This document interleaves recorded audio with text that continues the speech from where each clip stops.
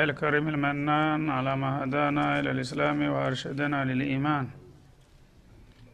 وأنزل هذا القرآن الكريم بالبرهان وأرسل لنا أفضل الرسل بأفصح اللسان، وله الحمد والشكر على هذه النعم العظيمة والآلاء الجسيمة، والصلاة والسلام على خير خلق الله وخاتم رسل الله الذي قال ما اجتمع قوم في بيت من بيوت الله يتلون كتاب الله ويتدارسونه فيما بينهم إلا نزلت عليهم السكينة وغشيتهم الرحمة وحفتهم الملائكة وذكرهم الله في من عنده وعلى آله وصحبه ومن اهتدى بهديه. وبعد، فقد وقفنا في درس أمس عند قوله جل وعلا من سورة النساء رقم 136: يا أيها الذين آمنوا بالله ورسوله. الآية فلنبدأ من هنا. أعوذ بالله من الشيطان الرجيم. يا أيها الذين آمنوا بالله ورسوله والكتاب الذي نزل على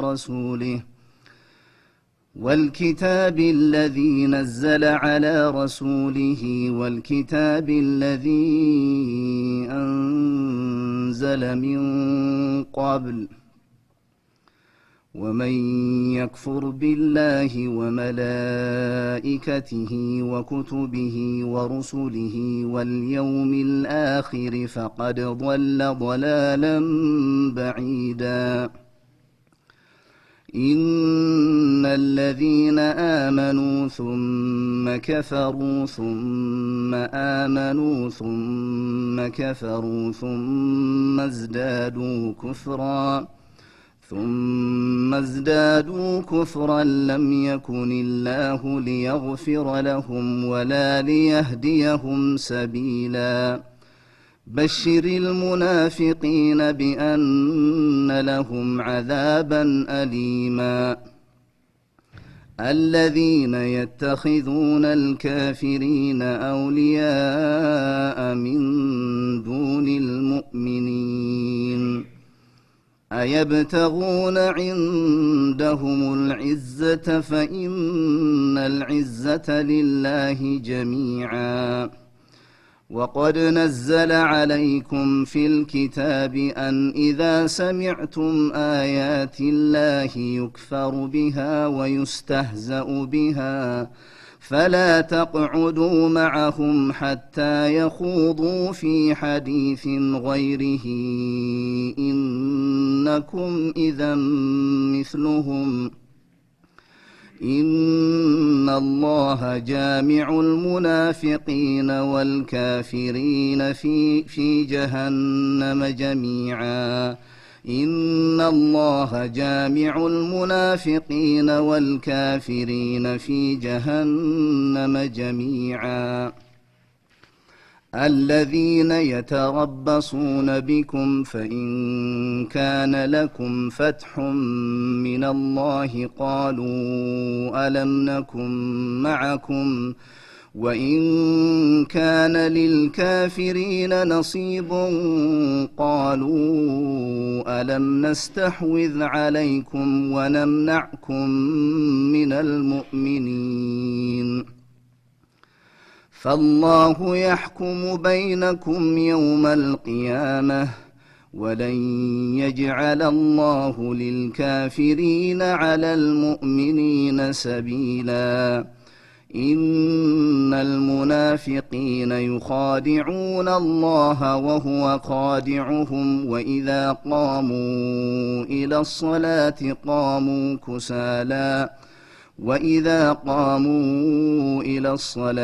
قاموا كسالى يراءون الناس ولا يذكرون الله إلا قليلا.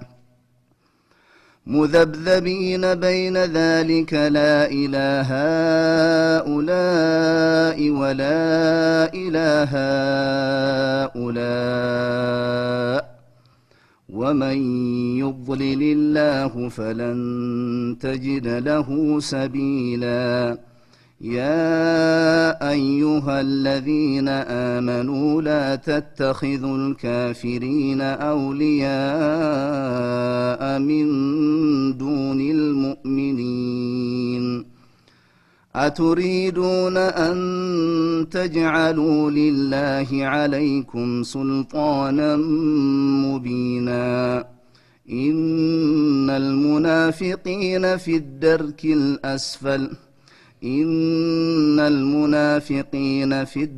الأسفل من النار ولن تجد لهم نصيرا إلا الذين تابوا وأصلحوا واعتصموا بالله وأخلصوا دينهم لله فأولئك مع المؤمنين وسوف يؤتي الله المؤمنين أجرا عظيما ما يفعل الله بعذابكم إن شكرتم وآمنتم وكان الله شاكرا عليما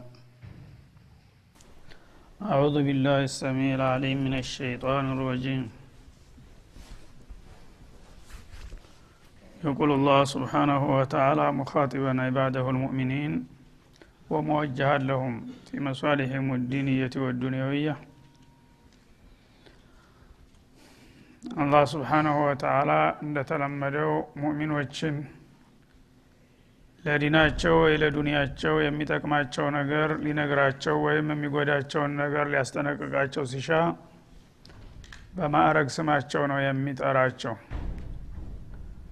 ይህንን ማጠራር የሚጠቀመው አንደኛ አማኝነን ካላችሁ እምነታችሁ ከዚህ ቀጥሎ የሚታዘዙትን ነገር እንድትፈጽሙ ያስገድዳችኋል ማለትን ለመጠቆም፣ ሁለተኛ አማኝነን ብላችሁ ሲያበቃ በተግባር ካልተገኛችሁ ቃላችሁ ተግባራችሁን ስለሚጻረር ውሸታም መሆናችሁን ያስከትላል። ሶስተኛ ደግሞ አማኝነን ያለ ሰው እምነቱን በተግባር ማረጋገጥ ይጠበቅበታል የሚሉ መልእክቶችን ይጠቁማል።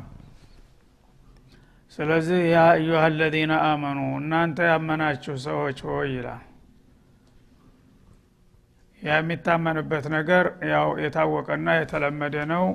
ከዚህ ቀጥሎ ግን ለማስታወስ ራሱ ይደግማቸዋል የሚታመንባቸውን ነጥቦች አርካን الإيمانን ከሞላ ጎደል ከቀደር በስተቀር ይጠቅሳቸዋል። እዚህ እናንተ ያመናችሁ ያ አዩሃ الذين صدقوا بالله ورسوله وكتبه እንደማለት ነው። በአላህና በመብቱ እንዲሁም ከዚያ ጋራ ተዛምዶ ባላቸው ጉዳዮች ያመናችሁና የተስማማችሁ ሆይ ማለቱ ነው።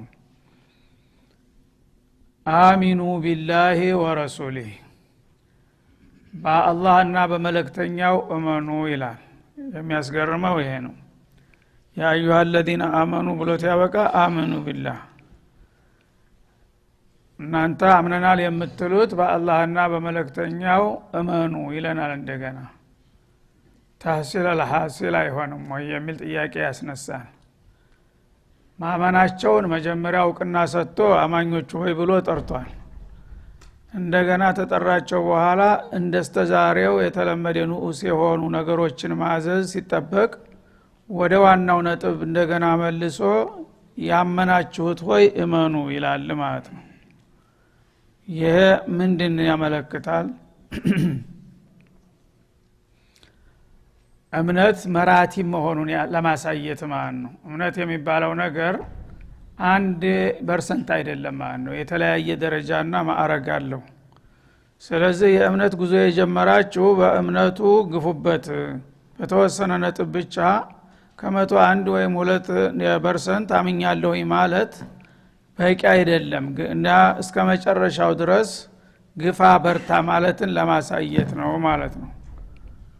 ወይም ደግሞ ኒፋቅና ሸክል አለባቸው ሰዎች ያ አዩሃ الذين آمنوا بألسنتكم آمنوا بقلوبكم በመላሳችሁ አምነናል ብላችሁ መግለጫ የሰጣችሁ በልባችሁና በተግባራችሁም እመኑ ማለትን ለማመልከት ነው።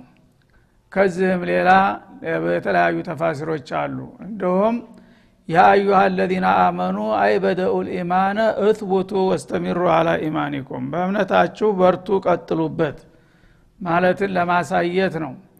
ስለዚህ እምነት የዚድ ወይንቁስ የሚሉት ዑለሞች ለዚህ ነው ማለት ነው። እምነት የሚባል ነገር አንድ ሰው አምኛለሁ ብሎ ስለተናገረ በቀላሉ በቃል እንደምትገለጠው አንድ ትንሽ ኢሚንት ነገር አይደለችም። በየለቱ የምታድግና የምትአብብ የምታፈራ ወይም ደግሞ የምትጠልግና የምትደክም የምትሞት ነገር ልትሆን ትችላለች ማለት ነው። ስለዚህ እናንተ ያመናችሁት ወይ እመኑ እምነትን እንደጀመራችሁት ግፉበት ወይም ቀጥሉበት ወይም ደግሞ እምነታቸውን እለት በለት መግቡት በአመለን ሷሊህ አዳብሩት ማለት ነው። እና የሚታመነው በምንድነው? አሚኑ ቢላህ መጀመሪያ አሳሱል ኡሱስ የሁሉም የመሰረቱ ሁሉ መሰረት በአላህ ማመን ነው። አርካነል ኢማን የሚባሉት ነጥቦች ራሳቸው እኩል አይደሉም። የመጀመሪያው ወሳኝ ነው አልኢማን ቢላህ የሚለው። ከዛ በኋላ የሱ ፈርዕ ናቸው አምስቶቹ ነጥቦች ማለት ነው። በአላህ ካመንክ ከአላህ ጋራ የሚገናኙ ነገሮችን ሁሉ ታምንባቸዋለህ። መጀመሪያ ቢውጁዲላህ አላህ በመኖሩ ማመን ይኖርብሃል። እንደገና ኻሊቀል ዓለም ወሙደብረል ከውን መሆኑን መቀበል ይኖርብሃል። ከዚያ በኋላ ደግሞ ለሱ ታዛዥና ታማኝ መሆንን ያስከትላል።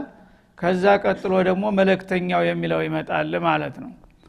እና በመልእክተኛውም እመኑ ያ መልእክተኛውን ማመን ማለት ያው አላህን ከማመን ጋር የተያያዘ ነው። በአላህ የማያምን ሰው የአላህ መልእክተኛ ሊያምን አይችልም። ለምን? ላኪ ከሌለ ተላኪው አይኖርምና ማለት ነው። እንዲሁም ደግሞ በአላህ የማያምን ሰው የአላህን መልእክት ሊቀበል አይችልም ማለት ነው። መልእክቱንም መልእክተኛውንም መቀበል የሚችለው መጀመሪያ ላኪውን መኖሩን ሲያምንበት ነው ማለት ነው። ወልኪታብ الذي نزل على رسوله እንደገና በመልእክተኛው ላይ ባወረደውም ኪታብ እመኑ በልቁርአን العظيم ማለቱ ነው።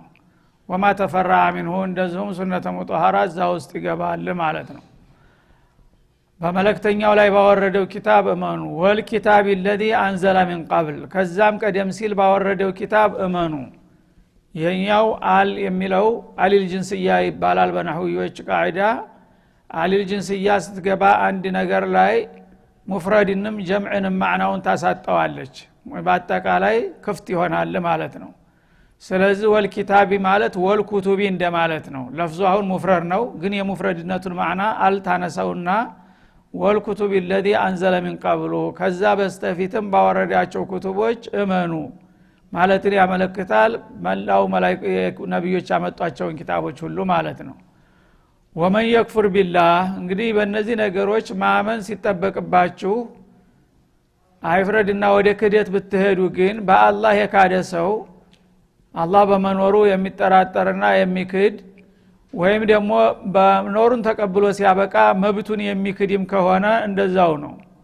ወመላኢከቲሂ الكرام እንዲሁም ደግሞ ለሱ ታማኝ አገልጋይ በሆኑት መላእክቶች የሚክድ የሆነ ሰው ወኩቱቢሂ المنزላ على رسوله በመልእክተኞች ላይ ባወረዳቸው ኪታቦችና ወሩሱሊሂ በራሳቸው በነብያትም ጭምር የሚክር ሰው ወልየውም الآخر والبعث والجزاء እንዲሁም ደግሞ በመጨረሻው ቀን ከሞት በኋላ መነሳትና በሰሩ ስራ መመጠቅ መመንዳት የሚለውን ነገር የሚክር ካለ فقد ضل ضلالا بعيدا በዚህ ባህሪው በጣም አይርቁ የራቀን የመሳሳት ተሳስቷል።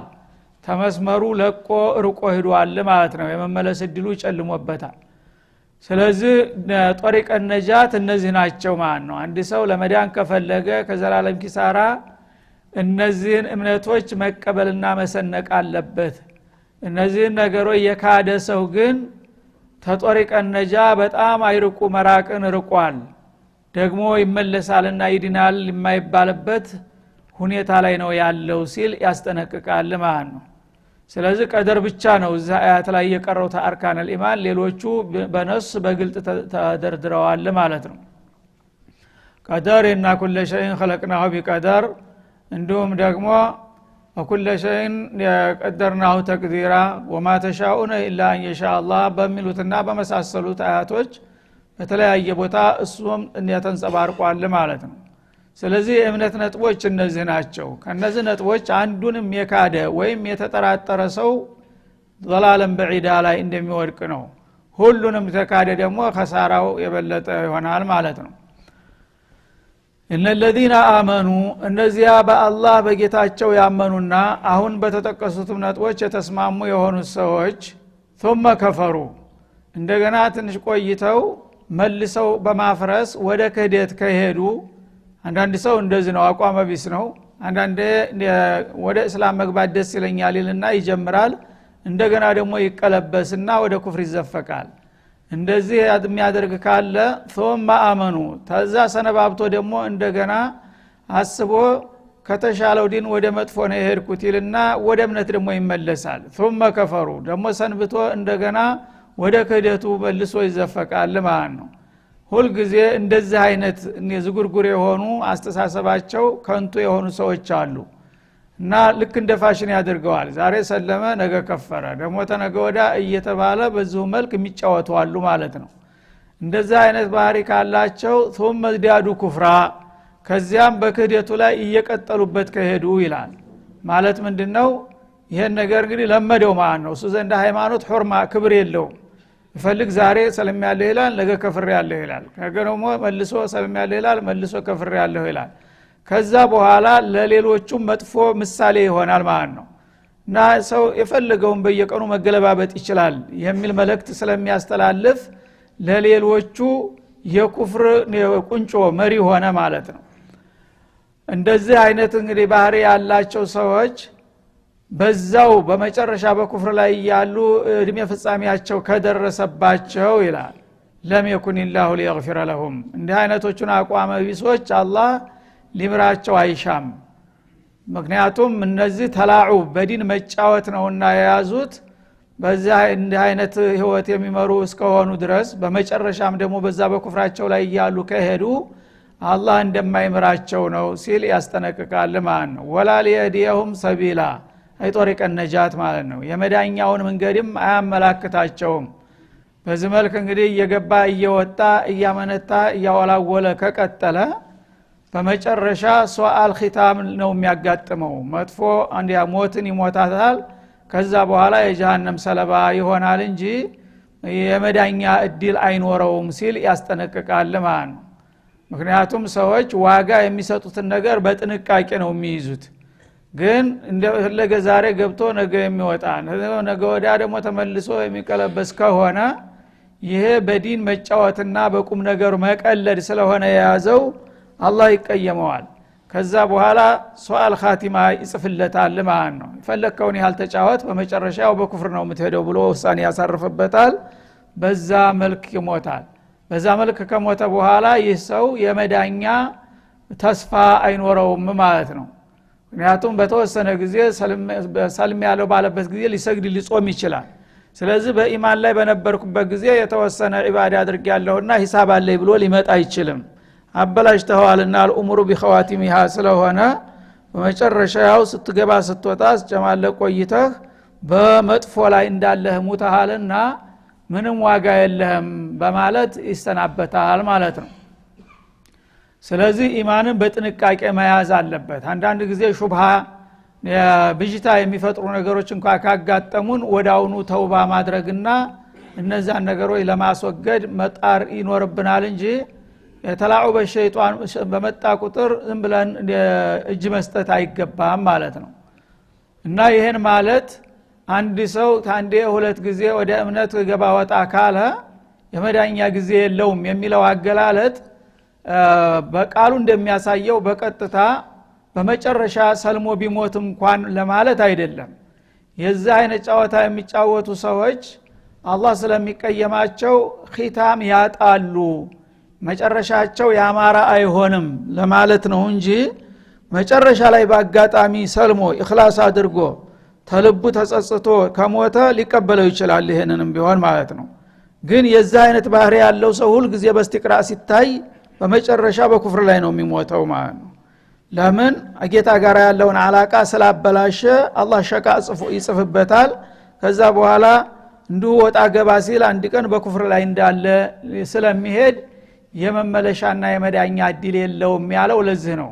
በአጋጣሚ ግን በእስላም ላይ ሆኖ ኢኽላስ አድርጎ ባለፈው ሁሉ ተጸጽቶ ከሞተ እሱንም ሊቀበለው እንደሚችል ነው። ወመን ታበ ታበላሁ ዐለይሂ አላህ Subhanahu Wa Ta'ala ባበተውባን እስከ ቂያማ ድረስ አልዘጋም ብሏልና ተምሩ እስከ ተውበተ ድረስ አልቀበለውም ማለትን አያመለክትም።